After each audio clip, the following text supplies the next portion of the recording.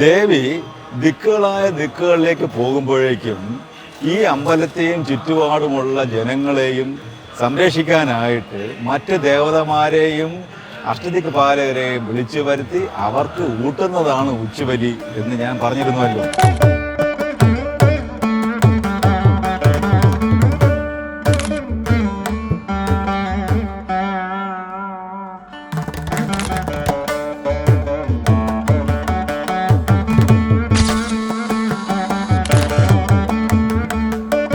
മത്സ്യമുദ്രയ്ക്കും സമ്പന്നമുദ്രയ്ക്കും ശേഷം ഗൂഢസ്വഭാവമുള്ള വിവിധ മുദ്രകളാണ് പിടിക്കുന്നത്.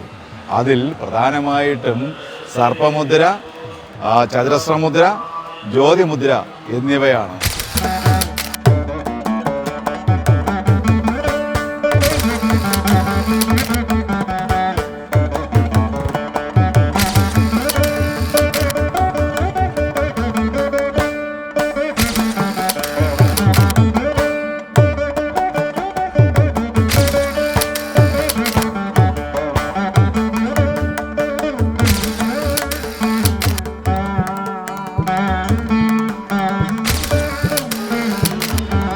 അറുപത്തിനാല് മുദ്രകളെ കുറിച്ചും വിശദമായിട്ട് എനിക്ക് പറയണമെന്നുണ്ട്. എങ്കിലും പറയാതെ കാഴ്ചക്കാരനായി നിങ്ങളോടൊപ്പം നിൽക്കാനേ എനിക്കും സാധിക്കുന്നുള്ളൂ.